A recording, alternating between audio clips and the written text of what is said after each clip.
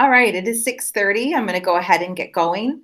Welcome to all of you that are attending today, or those of you that are maybe not in attendance at 6:30, but are going to be watching this at a different time, just so that you can inform yourself about our upcoming referendum. I appreciate your interest and support in the Genoa City School District. So in just a couple of minutes, I'm going to transition to do some informational slides. If you have questions, you can either just unmute yourself and ask those questions, or you can put them in the chat. And I probably should have started with this. I'm Kellie Bohn, I'm the district superintendent. So thanks to all of you for attending our session tonight. So I'm just going to shift over and present. Should also let you know that we are recording this session so that I can post it on our website. We've got a page designated for referendum information. So it gives us an opportunity to kind of store all of these things for people to view at a later time. All right. So referendum 2021, our virtual question and answer session. Before I start talking about our individual referendum, I want to just kind of set the stage for the context of referenda in the state of Wisconsin. If you've been following the news for the past couple of years, you know that there's many districts, not only this year, but in previous years, that have been going to their communities for referenda. In April of this year, when we're going to referenda, there's 68 school districts asking their communities as a part of referendum, asking for some additional financial support. 32 of those are operational referenda, which is what we're looking for, is an operational referenda. The next two slides are from our partners at Baird that kind of give a longitudinal look at operational referenda in our state. So this is a 10-year look back, and you can see that there's quite a few districts that have gone to operational referenda in the last 10 years. Certainly more at the more recent years than in those earlier years. So this is just the operational referenda, not the building projects or the recurring operational referenda.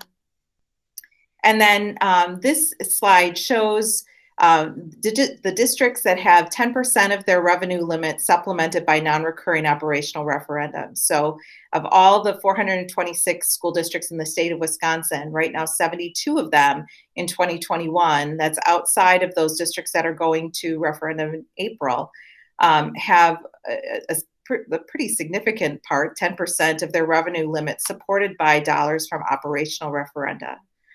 So I think, you know, these first three slides kind of set the stage that where it's our first time asking just for an operational referenda from the community. It's something that has become more and more common in the state of Wisconsin. So what brings us to this place today? So there's really three reasons. The first of those reasons goes all the way back to 1993 when the revenue caps were put in place. And the Genoa City School Board at that time was very proud of the fact that they were one of the lowest spending districts in the state. The board then, just as the board now, takes their responsibility as fiscal conservators for the district very seriously. Unfortunately, because we were one of the lowest spending districts in the state at 1993, our revenue caps were placed at a much lower level. State funding overall doesn't keep pace with the rate of inflation. So even though the amount that we can levy increases each year, that amount of increase doesn't keep pace with the rate of our fixed expenses for things like utilities and general supplies. And so there's just a growing amount of deficit between the revenue and the expenditures.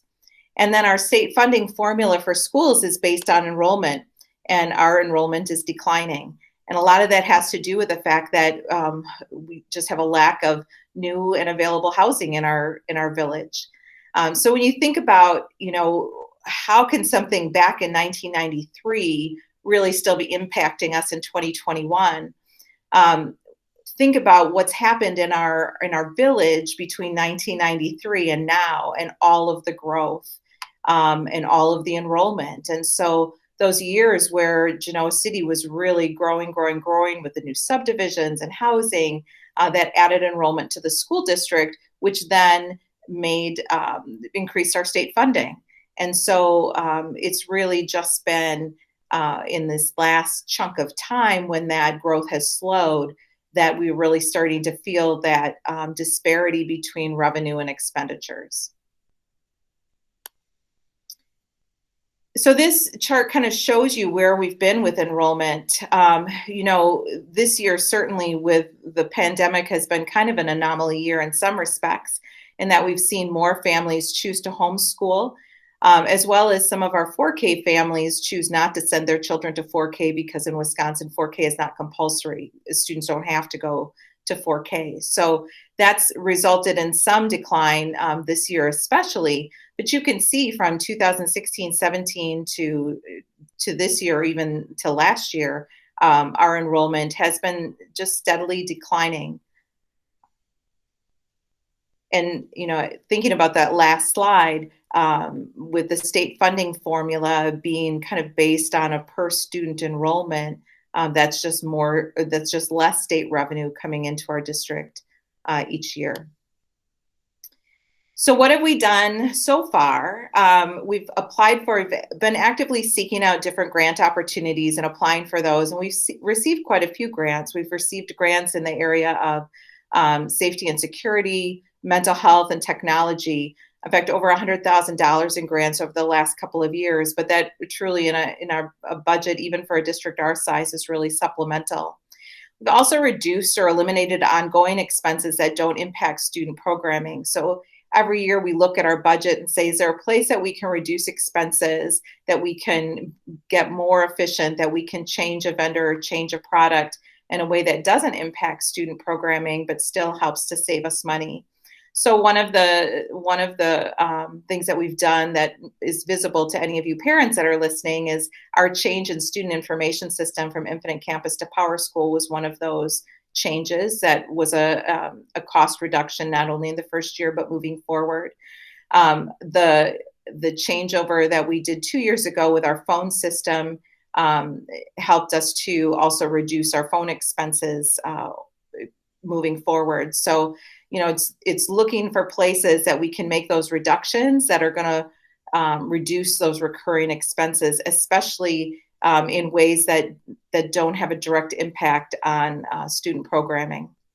And then we've been able to address a number of maintenance issues, as well as some of those cosmetic upgrades, especially at the middle school through the regular budget process, as well as through some of those supplemental grant things as far as the safety and security goes. And I say especially at the middle school, obviously for those of you that were in our community in 2017, when the community approved a building project where we did significant upgrades at our elementary school. That school, we were able to do a couple extra things to really get them set, even with their cosmetic upgrades.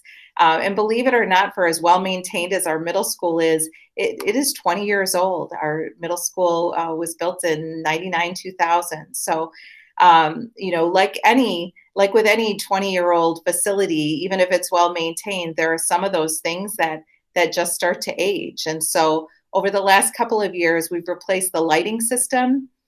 We've replaced the outdoor bleachers. We've done carpeting in the hallway. We've done a full interior repaint, and just some of those things that help to keep the facility well cared for, but also looking nice and looking modern.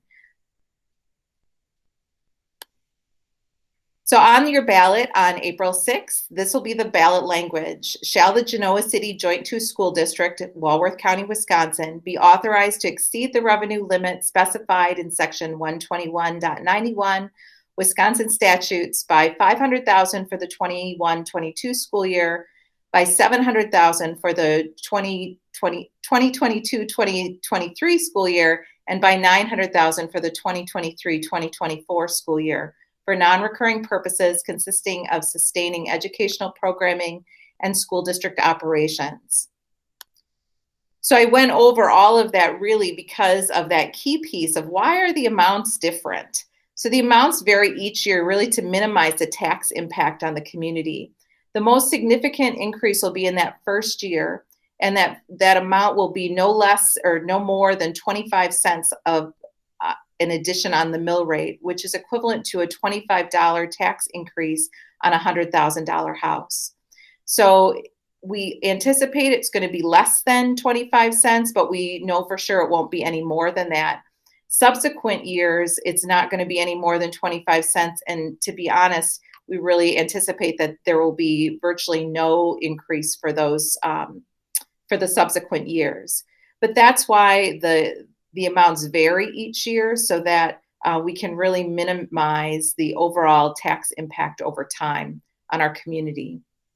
And then even at the maximum increase of 25 cents on the mill rate next year will still be less than it was in 2012, when it was $8.56. So you can see the historical rate of mill rates starting way back in 2012, 2013, when it was $8.56. Then it continuously went down until this year's mill rate was $7.59. One of the things that I want to call your attention to here on the historical mill rates is when we went for the building project in 2016-17, we had made the promise to the taxpayers at that point that the mill rate would not increase above 7.62 for 2 years. And so you can see that we kept that, and then even after that, it decreased to 7.59. So what happens for the school district if this referendum doesn't pass? So staffing in our school district, like any school district, is our largest expense. And so we always get nervous when the budget gets tight, because reduction in staffing is really is one of those things that directly impacts student programming. It means larger class sizes, less opportunities for our students. In a small school, the loss of a teacher, whether it's full loss or partial loss, can result in a reduction in programming. So might be less of those art opportunities or less music opportunities if we have an 80% person in that position instead of a full-time person. And then the other piece here is that any of those necessary upgrades or system replacements at the middle school will come out of the regular budget, which will impact the overall resources for students. So it's fine to, if the referendum doesn't pass, to minimize the planned expenses for facility upgrades, but it's the unplanned things that then will have to come out of the regular budget. And here again, it's the age of the building and the age of the mechanicals in the building that makes things a little bit more dicey with a 20-year-old facility. So we talked about it a little bit earlier in the presentation, but I just want to kind of loop back to the 2017 building project. We didn't know it at the time, but the community support of that building project referendum in 2017 can be really directly linked to our ability to offer on-site instruction for our students this year.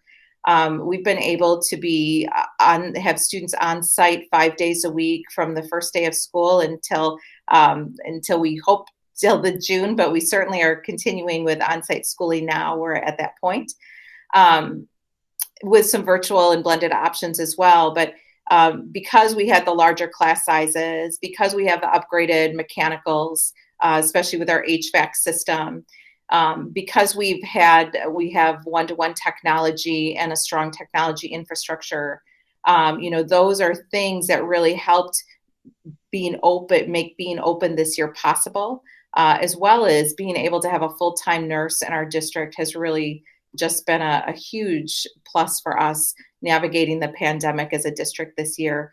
And I know not just for school staff, but for our families as well. So I feel so fortunate to have worked for such a long time in a community that really supports their schools. And, it was a huge show of support in 2017 that enabled us to move forward with the building project at the elementary school. And little did we know that not only was that an instant win for the students at the elementary school, but it really became a huge win for us this year when we were able to do things that other districts weren't. because of the facilities that stemmed from that community support. So if you are looking for more information about the referendum prior to April 6th, we have a Referendum 2021 webpage set up on our website, and I'm going to show that to you here. So the referendum page has a number of the community messages.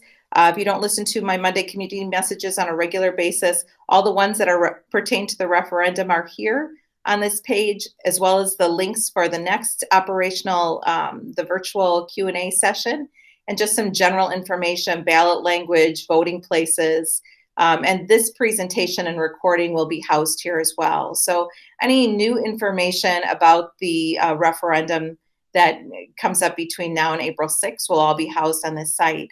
And as well as any questions that people ask, I can start a Q&A session or section on this page as well, because if you who are listening have questions, I know that there are other people out in our school community that also have those questions. And so being able to really address those ahead of time is really helpful. So just a reminder that our referendum is happening on April 6th, and we hope to see everybody at the polls. So I'm going to stop sharing my screen or presenting, and I'm going to open back up to the Meet. All right, and open up to questions if anybody has any questions. I see a little note in my chat that the website didn't show up on the presentation, but just know that the school website does house a Referendum 2021 page, and I'm happy to help you navigate to that or include that if that's a question. Kelly, I have a question. Yes. Lake Geneva School District is also going to referendum as well. So will there'll be 2 referendum items for voting for the residents of Genoa City? That is true, because we are a part of the Badger High School District, and so their referendum will also be on the Genoa City ballots. Any other questions from the crowd?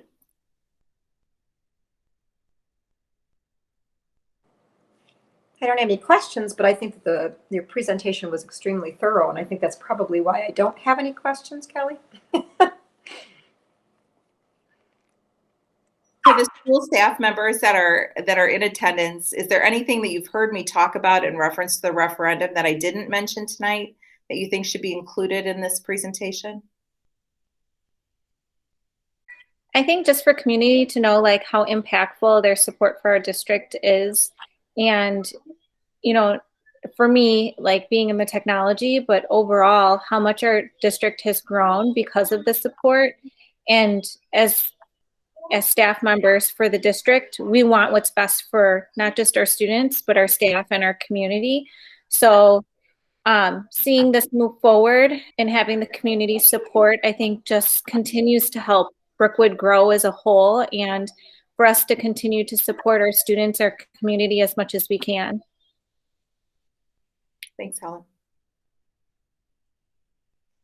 I think one of the things that makes me think of what you said, Helen, is, you know, for a small school district, we continue to be proud of the amount of opportunities that we can offer our students, from elective classes to just that level of responsiveness from teachers and school staff. That's something that we're really proud of. And we want to be able to, you know, we take our role is for community service very seriously. And so, you know, the support for referendum really helps to make all that happen. Well, I'm going to keep this link open for some more time. If you've got further questions, I'm just going to switch the screen so that it's the presentation screen for the first slide, but I'm happy to answer any questions that you have. I appreciate your attendance tonight, and welcome any questions that you have either now or in the future.